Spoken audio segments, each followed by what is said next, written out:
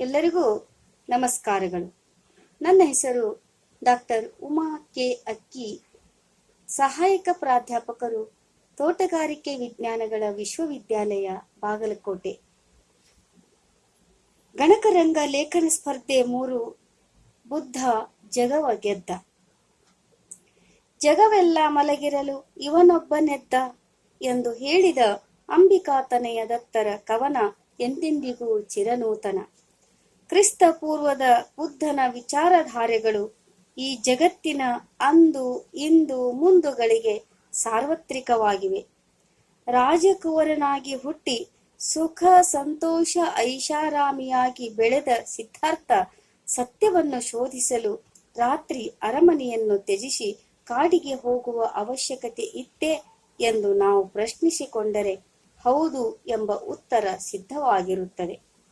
ಶುದ್ಧೋಧನನ ಮೋಹದ ಮಗನಾಗಿ ಅರಮನೆ ಎಂಬ ಬಂಗಾರದ ಪಂಜರದಲ್ಲಿ ಯಶೋಧರೆ ಎಂಬ ಹೆಂಡತಿ ರಾಹುಲನೆಂಬ ಮಗನನ್ನು ಹೊಂದಿದ್ದ ಸಿದ್ಧಾರ್ಥ ಸುಖದ ಲೋಲುಪ್ತತೆಯ ಪಂಜರದಲ್ಲಿ ಸಿಲುಕಿ ಹಾಕಿಕೊಂಡಿದ್ದ. ವಾಸ್ತವಿಕತೆಯ ಸತ್ಯದಿಂದ ದೂರವೇ ಉಳಿದಿದ್ದ ಸಿದ್ಧಾರ್ಥನಿಗೆ ಮುಪ್ಪು, ರೋಗ ಮತ್ತು ಸಾವುಗಳು ಎದುರಾದಾಗ ಈ ಜೀವನದ ಸಾರ್ಥಕವನ್ನು ಪಡೆಯಲೇಬೇಕೆಂಬ ಪಣ ತೊಟ್ಟ.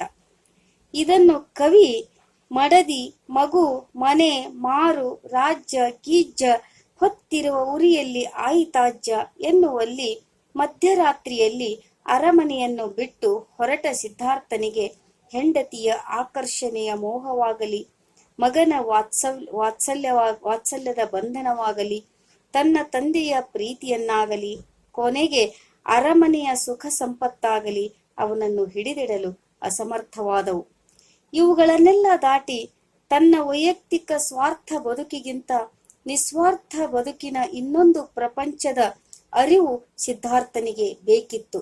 ಅದಕ್ಕಾಗಿ ಹಿಂದೆ ಬಿದ್ದವು ಎಲ್ಲೋ ಕುದುರೆ ಕಾಲಾಳು, ಬಿಚ್ಚಿ ಉದುರಿತು ಎಲ್ಲೋ ಮನದ ಬಾಳು. ಸತ್ಯವನ್ನು ಹುಡುಕಿಕೊಂಡು ಹೋದ ಸಿದ್ಧಾರ್ಥ ಹೊರಟನೆತ್ತೋ ಸಾಹಸಿಯ ಗೊತ್ತು ಗುರಿ ಅವಗೂ ಗೊತ್ತು ಎಂದು ಕವಿ ಹೇಳುವಲ್ಲಿ ಸಿದ್ಧಾರ್ಥ ಸತ್ಯಶೋಧಕನಾಗಿ ಹೊರಟಿದ್ದು ಪ್ರಾಪಂಚಿಕ ಅರಿವಿನಂತೆ ಕಾಡಿಗೆ. 14 ವರ್ಷಗಳ ಸತತವಾಗಿ ದೇಹವನ್ನು ದಂಡಿಸಿದ್ದೇನೋ ಆಯಿತು. ಇದರಿಂದ ಅವನಿಗೆ ತೃಪ್ತಿ ಸಿಗಲಿಲ್ಲ. ತನ್ನ ಹೋರಾಟದಲ್ಲಿ ಕಾಮ ಕ್ರೋಧವ ದಾಟಿ ಮದ ಮತ್ಸರವ ತುಳಿದು ಮೋಹ ಲಾಭವ ಮೆಟ್ಟಿ ಅಡಿಕಿತ್ತಿ ಇಟ್ಟ. ಅವನ ಪಯಣ ಕಷ್ಟ ಕೋಟಲೆಯಿಂದ ತುಂಬಿತ್ತು. ದುರ್ಗಮವಾದ ಅವನ ಬದುಕಿನ ದಾರಿಯಲ್ಲಿ ಕಲ್ಲು ಮುಳ್ಳು ತಗ್ಗು ದಿನ್ನೆ ಎಲ್ಲವೂ ಎದುರಾದವು. ಅವನ್ನೆಲ್ಲ ಎದುರಿಸಿ ಗಟ್ಟಿಯಾಗಿ ನಿಂತ ಸಿದ್ಧಾರ್ಥ ಗೌತಮ ಬುದ್ಧನಾದ. ವೈಯಕ್ತಿಕವಾಗಿ ಗೆದ್ದ ಬುದ್ಧನಾದವನಿಗೆ ತಾನು ಕಂಡ ಸತ್ಯ ಯಾಕೋ ಅತ್ಯಲ್ಪವೆನಿಸಿತು. ಕಾಡಿನಿಂದ ನಾಡಿಗೆ ಬಂದ ಬುದ್ಧನಿಗೆ ಅಲ್ಲಿ ಬದಲಾವಣೆ ಏನಾದರೂ ಕಂಡೀತೇ ಎಂದರೆ ಶೂನ್ಯ. ಅಲ್ಲಿಂದ ಇಲ್ಲಿವರೆ ಹೊರಳು ನೋಡಿ ಇದ್ದುದು ಇದ್ದಂತಿತ್ತು ಜನನ ಮರಣದ ಜೋಡಿ. ಗೆದ್ದುದು ಅದೇನೆಂದು ಎನ್ನುತ್ತ ಮರಳಿ ಜಿಗಿದ ಭೂತ ಜಾತದ ಎದೆಯ ಸೀಳಿ ಸಿಗಿದ. ಅದೇ ತನ್ನ ಮನೆಯೆಂದು ಸಿದ್ಧ ಬಗೆದ. ತನ್ನ ಜೀವನದ ಗುರಿ ಸಾಧಿಸಲು ನಾಡಿನಲ್ಲಿರಬೇಕು ಹೊರತು ಕಾಡಿನಲ್ಲಲ್ಲ ಎಂದು ಮನಗಂಡ. ತಾನು ಪಡೆದುಕೊಂಡ ಜ್ಞಾನವನ್ನು ಜಗತ್ತಿಗೆ ಪಸರಿಸಬೇಕೆಂದುಕೊಂಡ. ಅಂದಿನಿಂದ ತನ್ನ ಜೀವನದ ಕೊನೆಯವರೆಗೂ ಊರೂರು ಸುತ್ತಿದ, ಕೇರಿಗಳಲ್ಲಿ ತಿರುಗಾಡಿದ. ಮದ ಮತ್ಸರ ಕ್ರೌರ್ಯಗಳಿಂದ ತುಂಬಿದ ಜಗತ್ತಿಗೆ ಶಾಂತಿ ಸಂದೇಶವನ್ನು ನೀಡಿದ. ಅಹಿಂಸಾ ಪರಮೋಧರ್ಮ ಸಂದೇಶವನ್ನು ಹೊತ್ತು ದೇಶದಾದ್ಯಂತ ತಿರುಗಿದ. ಎಲ್ಲಿ ಬುದ್ಧನಿರುವನೋ ಅಲ್ಲಿ ಅವನ ಅನುಯಾಯಿಗಳು ಹುಟ್ಟಿಕೊಂಡರು.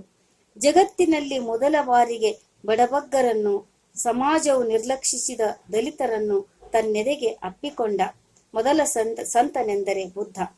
ಹೀಗಾಗಿ ನಮ್ಮ ಭಾರತೀಯ ಆಧ್ಯಾತ್ಮಿಕ ಪರಂಪರೆಯಲ್ಲಿ ಅತಿ ಹೆಚ್ಚು ಅನುಯಾಯಿಗಳನ್ನು ಹೊಂದಿರುವ ಸಂತರಲ್ಲಿ ಮೊದಲಿಗ ಬುದ್ಧ.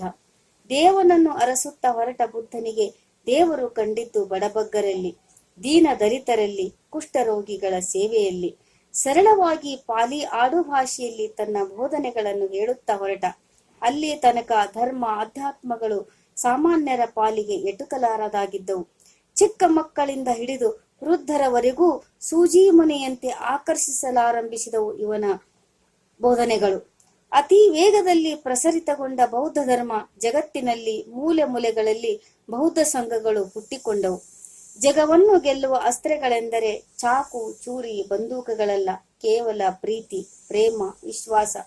ಅದನ್ನು ಸಾರುತ್ತಾ ಹೊರಟ ಜಗವನ್ನು ಗೆಲ್ಲುತ್ತಲೇ ಹೊರಟ. ಅಂತೆಯೇ ಮಧ್ಯರಾತ್ರಿಯ ಕತ್ತಲಾವರಿಸಿದಾಗ ಸಹಜವಾಗಿ ಜನ ಮಲಗಿದ್ದರು. ಆದರೆ ಜ್ಞಾನ ಸೂರ್ಯನನ್ನು ಕಾಣಲೇಬೇಕೆಂಬ ಪಣ ತೊಟ್ಟಿದ್ದ ಬುದ್ಧ ಎದ್ದಿದ್ದ. ಜನರ ಮೌಢ್ಯತನ, ಜಾತೀಯತೆ, ಮೂಢನಂಬಿಕೆ, ಅಜ್ಞಾನಗಳೆಂಬ ಅಂಧಕಾರದಲ್ಲಿ ಮುಳುಗಿದ್ದ ಜನತೆಗೆ ಬೆಳಕನ್ನು ತೋರಿಸಲು ಸೂರ್ಯನನ್ನು ಹುಡುಕಿಕೊಂಡು ಹೊರಟ. ಬುದ್ಧ ಸ್ವತಃ ತಾನೇ ಜ್ಞಾನ ಸೂರ್ಯನಾದ. ಅಂತಹ ಸೂರ್ಯನ ಬೆಳಕಿನಲ್ಲಿ ಕೆಳಗೆ ಬಿದ್ದವರು ಎದ್ದವರು ಧರ್ಮದ ಹಾದಿಯಲ್ಲಿ ನಡೆದರು. ಕೊನೆಗೆ ತಾವು ಆ ಬೆಳಕಿನ ಒಂದು ಅಂಶವೇ ಆದರು. ಇದು ಗೌತಮ ಬುದ್ಧನ ಶಕ್ತಿ. ಅವನ ಆಂತರ್ಯದಲ್ಲಿ ಹುದುಕಿದ್ದು ಬರೀ ಪ್ರೀತಿ. ಅವನು ನೀಡಿದ ಅಕ್ಷಯ ಪಾತ್ರೆಯಲ್ಲಿ ಮುಗಿದಷ್ಟು ಪ್ರೀತಿಯ ಧಾರೆ. ತನ್ನ ಹತ್ತಿರ ಬಂದವರಿಗೆ ಎರೆದು ಕೊಟ್ಟ, ಬರಲಾರದವರಿಗೆ ಹುಡುಕಿಕೊಂಡು ಹೋಗಿಕೊಟ್ಟ. ಅಂಗುಲಿಮಾಲನಂಥ ರಾಕ್ಷಸ ಪ್ರವೃತ್ತಿಯವನನ್ನು ತನ್ನ ಪ್ರೀತಿಯ ಮಾತುಗಳಿಂದಲೇ ಮಣಿಸಿ ಅವನನ್ನು ಒಬ್ಬ ಮನುಷ್ಯನನ್ನಾಗಿ ಮಾಡಿದ, ಭಿಕ್ಷುವನ್ನಾಗಿ ಮಾಡಿದ. ಸದಾ ಹೊಡಿ ಬಡಿ ಕಡಿ ಎನ್ನುವ ಅನಾಗರಿಕನನ್ನು ಸುಸಂಸ್ಕೃತನನ್ನಾಗಿ ಮಾಡುವಲ್ಲಿ ವೀರತ್ವವೇ ಬೇಕಿಲ್ಲ. ಸಹನೆ, ಸಂಯಮಗಳಿದ್ದರೆ ಸಾಧಿಸಬಹುದು ಎಂಬುದನ್ನು ತೋರಿಸಿಕೊಟ್ಟ. ಅಂತೆಯೇ ಸಾಮ್ರಾಟ್ ಅಶೋಕ ರಾಜ ಕಳಿಂಗ ಯುದ್ಧದ ರಕ್ತಪಾತ, ಸಾವು ನೋವುಗಳನ್ನು ನೋಡಿ ಜಿಗುಪ್ಸೆಗೊಂಡು ಅಹಿಂಸಾ ನೀತಿಯನ್ನು ಬೋಧಿಸುವ ಬೌದ್ಧ ಧರ್ಮದ ತತ್ವಗಳಿಗೆ ಶರಣಾಗತನಾಗಿ ಆ ಧರ್ಮವನ್ನು ಸ್ವೀಕರಿಸುತ್ತಾನೆ. ಇಡೀ ತನ್ನ ಕುಟುಂಬವೇ ಬೌದ್ಧ ಧರ್ಮದ ಪ್ರಚಾರಕ್ಕಾಗಿಯೇ ಜೀವನವನ್ನು ಮೀಸಲಾಗಿಡುವಂತೆ ನೋಡಿಕೊಳ್ಳುತ್ತಾನೆ. ಇದು ನಿಜವಾಗಿ ಅಶೋಕನ ವಿಜಯವಲ್ಲ, ಬುದ್ಧನ ವಿಜಯ. ಮೋಕ್ಷವನ್ನು ಹುಡುಕುವುದು ಸತ್ತ ಮೇಲಲ್ಲ, ಮನುಷ್ಯ ಇದ್ದಾಗಲೇ ಸಾಧಿಸಬೇಕು. ಅದು ಈ ಭೂಮಿಯಲ್ಲಿ. ಈ ಸತ್ಯವನ್ನು ಅರಿತ ಬುದ್ಧ ಮೋಕ್ಷ ಹುಡುಕುತ್ತಾ ಪ್ರೀತಿಯ ಬಂಧನದಲ್ಲಿ ಎಂದು ಸಮಾಜದ ಪ್ರತಿಯೊಬ್ಬನಿಗೂ ಬೆಲೆ ಇರುವುದನ್ನು ಮನಗಾಣಿಸುತ್ತಾನೆ. ಇಂದು ನಮಗೆಲ್ಲ ಅವತಾರಿ ಪುರುಷನಾಗಿರುವ ಬುದ್ಧ ವಾಸ್ತವಿಕ ಸತ್ಯವನ್ನು ಹೇಳುತ್ತಲೇ ಬಂದಿದ್ದಾನೆ. ಸಾವಿಲ್ಲದ ಮನೆಯ ಸಾಸುವೆ ತಾರುವ ಎನ್ನುವಲ್ಲಿ ಈ ಜಗತ್ತಿನಲ್ಲಿ ಹುಟ್ಟಿ ಬಂದ ಮೇಲೆ ನಾವು ಕೂಡ ನಿಶ್ಚಿತವೆಂಬುದನ್ನು ತಿಳಿಸಿಕೊಟ್ಟ. ಅಲ್ಲದೆ ಸಾಮಾನ್ಯನಾದವನು ಅಸಾಮಾನ್ಯನಾಗುವ ಪರಿಯನ್ನು ಹೇಳಿ ಕರ್ಮ ಬಂಧನವನ್ನು ಬಿಡಿಸಿದ. ಬುದ್ಧನ ಜನನ, ಮರಣ, ಜೀವನ ಎಲ್ಲವೂ ವಿಶೇಷವೇ. ಬುದ್ಧ ಲುಂಬಿಣಿಯಲ್ಲಿ ಶುದ್ಧೋಧನನ ಮಗನಾಗಿ ಹುಟ್ಟಿದ್ದು ವೈಶಾಖ ಪೂರ್ಣಿಮೆಯಂದು, ಜ್ಞಾನೋದಯವಾಗಿದ್ದು ಅದೇ ಪೂರ್ಣವಿಯೆಂದು, ಸಾಯುಜ್ಯ ಹೊಂದಿದ್ದು ಅದೇ ಪೂರ್ಣಿಮೆಯೆಂದೇ. ಹೀಗಾಗಿ ಬುದ್ಧನ ಜೀವನವೇ ಪರಿಪೂರ್ಣತೆ. ಆ ಪರಿಪೂರ್ಣತೆ ಎಡೆಗೆ ಸಾಗಿದ ಬುದ್ಧನ ಜೀವನ ಚರಿತ್ರೆ ನಿಜವಾಗಿಯೂ ಇಡೀ ಜಗತ್ತೇ ಒಪ್ಪಿಕೊಂಡು ನಡೆಯುವಂಥ ಆದರ್ಶಮಯವಾಗಿದೆ. ಬುದ್ಧ ಹೋಗಿದ್ದು ಜನಸಾಮಾನ್ಯರ ಹತ್ತಿರ. ಅಷ್ಟು ದೊಡ್ಡ ಸಂತನಾದರೂ ಒಬ್ಬ ರೈತನಿಗೆ, ಕೂಲಿಯವನಿಗೆ, ಒಂದು ಚಿಕ್ಕ ಮಗುವಿಗೂ ಪ್ರಾಧಾನ್ಯತೆ ನೀಡಿದ ಮಹಾನ್ ವ್ಯಕ್ತಿ. ತನ್ನ ಬೋಧನೆಯನ್ನು ಕೇಳಲು ಆಸಕ್ತಿ ಪಡುವ ಮಗುವಿಗಾಗಿ ಕಾಯ್ದುಕೊಂಡು ಪ್ರವಚನ ಶುರು ಮಾಡಿದ ಮಹಾಮೇಧಾವಿ. ಅವನ ಬೋಧನೆಗಳನ್ನು ಅನಕ್ಷರಸ್ಥರು, ಚಿಕ್ಕ ಮಕ್ಕಳು ಅರ್ಥೈಸಿಕೊಂಡು ಬೇರೆಯವರಿಗೆ ಹೇಳುತ್ತಿದ್ದರೆಂದರೆ ಅವನ ಬೋಧನೆಗಳ ಮಹತ್ವವನ್ನು ನಾವು ಬೇಕಾಗಿದೆ. ಅಂಗುಲಿಮಾಲನಿಗೆ ಬುದ್ಧನನ್ನು ಹೊಡೆದು ಹಾಕಷ್ಟು ಶಕ್ತಿ ಇರಲಿಲ್ಲವೇ? ಆದರೆ ಬುದ್ಧನ ಶಾಂತಿಯುತ ತೇಜಸ್ಸು ಹೊಂದಿರುವ ಕಣ್ಣುಗಳನ್ನು ನೋಡಿ ದುಷ್ಟತನ ಕರಗಿ ಹೋಗಿ ಶಾಂತಿ ನಿರ್ಮಾಣವಾಗಬೇಕಾದರೆ ಎಂತಹ ಅದ್ಭುತ ಶಕ್ತಿ ಬುದ್ಧನಲ್ಲಿತ್ತು. ಬುದ್ಧ ಅಂಗುಲಿಮಾಲನನ್ನು ಗೆದ್ದ. ಅಂಗುಲಿಮಾಲ ಬುದ್ಧನಿಗೆ ಸೋತು ಗೆದ್ದ. ಸೋತವರಿಗೆ ಗೆಲುವಿನ ಮಾರ್ಗವನ್ನು ತೋರಿಸಿದ ಧೀರಾತ್ಮ. ನೊಂದವರಿಗೆ ಆಸರಿಯಾದ, ಕಣ್ಣೀರು ಒರೆಸಿ ಬದುಕುವ ದಾರಿ ತೋರಿಸಿದ, ಆಸೆಯೇ ದುಃಖಕ್ಕೆ ಮೂಲ ಎಂದು ಸಂದೇಶವನ್ನು ಜಗತ್ತಿಗೆ ಸಾರಿದ ಬುದ್ಧ ದೇಶದ ಆರ್ಥಿಕ ಸುಭದ್ರತೆಗೆ ಈ ಸಂದೇಶ ತುಂಬಾ ಪೂರಕವಾಗಿದೆ ಎಂಬುದನ್ನು ಜಗತ್ತು ತಿಳಿದುಕೊಂಡಿದೆ. ಆದರೆ ಜೀವನದಲ್ಲಿ ಅಳವಡಿಸಿಕೊಂಡಿಲ್ಲ. ಬುದ್ಧ ಮೇಲ್ವರ್ಗ ಕೆಳವರ್ಗ ಎಂಬ ವರ್ಗಭೇದವನ್ನು, ಮೇಲ್ಜಾತಿ ಕೀಳ್ಜಾತಿ ಎಂಬ ವರ್ಣಭೇದವನ್ನು ವಿರೋಧಿಸಿದ. ಹೆಣ್ಣು ಗಂಡು ಎಂಬ ಲಿಂಗ ಭೇದದ ಬಗ್ಗೆ ಹೇಳಿರದೇ ಇದ್ದರೂ ಹೆಣ್ಣು ಮಕ್ಕಳ ಬಗ್ಗೆ ಗೌರವವನ್ನು ಇಟ್ಟುಕೊಂಡಿದ್ದ. ಸಮಾಜದಲ್ಲಿ ಕಂದಾಚಾರಗಳ ಬಗ್ಗೆ ವಿರೋಧಿಸುವುದರ ಜೊತೆಗೆ ಹೆಣ್ಣು ಮಕ್ಕಳ ಬಗ್ಗೆ ಗೌರವವನ್ನು ಇಟ್ಟುಕೊಂಡಿದ್ದ. ಸಂತರು ಹೆಣ್ಣು ಮಕ್ಕಳ ಕೈಯ ಅಡುಗೆಯನ್ನು ಉಣ್ಣಬಾರದೆಂಬ ಕಟ್ಟಳೆಯನ್ನು ಇಂದಿಗೂ ಆದರೆ ಬುದ್ಧ ಕಾಡಿನಲ್ಲಿ ತಪಸ್ಸು ಆಚರಿಸಿ ದೇಹ ಸೊರಗಿ ಸಾಯುವ ಪರಿಸ್ಥಿತಿಯನ್ನು ಅನುಭವಿಸುತ್ತಾನೆ.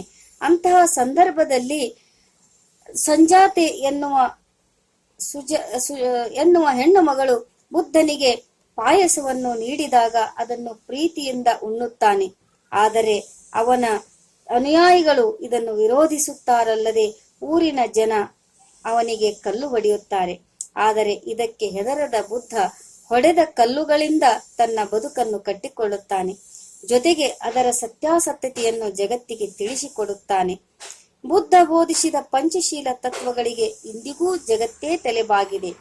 ಪ್ರಾಣಿ ಮತ್ತು ಪ್ರಾಣಿ ಹತ್ಯೆ ಮಾಡಬಾರದು, ಕಳ್ಳತನ ಮಾಡಬಾರದು, ಸುಳ್ಳು ಹೇಳಬಾರದು, ಮಾದಕ ವಸ್ತುಗಳನ್ನು ಸೇವಿಸಬಾರದು.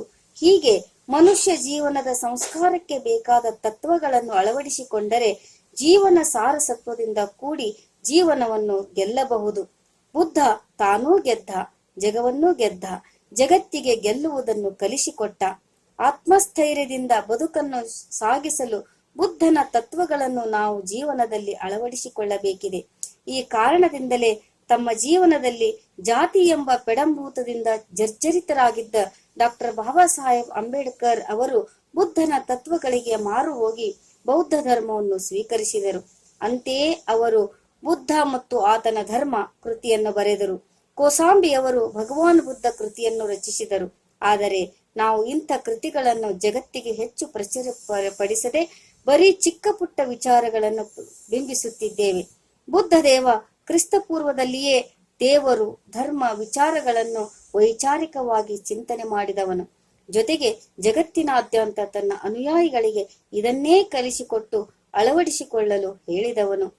ಸುತ್ತ ನಿಪಾತಗಳು, ಸುತ್ತ ಪೀಠಕಗಳು, ಬುದ್ಧನ ಬೋಧನೆಗಳು ಇಂದಿಗೂ ಅಜರಾಮರವಾಗಿವೆ. ಈ ಜಗತ್ತು ಇರುವವರೆಗೆ ಬುದ್ಧನಿಗೆ ಸಾವಿಲ್ಲ. ಬುದ್ಧನೆಂಬುವ ಒಬ್ಬ ಎಂದೋ ಇದ್ದ ಎನ್ನುವಂತೆ ಇಂದಿಗೂ ಇಲ್ಲೇ ಇಲ್ಲ. ಬುದ್ಧ ಹುಟ್ಟಿದ ಮೇಲೆ ಹಳೆ ಜಗವು ಸತ್ತು ಇದ್ದೂ ಇಲ್ಲದ ಹಾಗೇ ಇತ್ತು. ಬುದ್ಧ ಸತ್ತನು ಎಂದು ಯಾರೆಂದರೂ ಬುದ್ಧನ ಜಯಂತಿಗಿದೆ ಜಯವೆಂದಿಗೂ. ಬುದ್ಧನ ಸಮಾಧಿಯದು ಮಾನವನ ಹೃದಯ, ಅದುವೇ ಕಾಯುತ್ತಲಿದೆ ಕಲ್ಕಿ ಉದಯ. ಧನ್ಯವಾದಗಳು.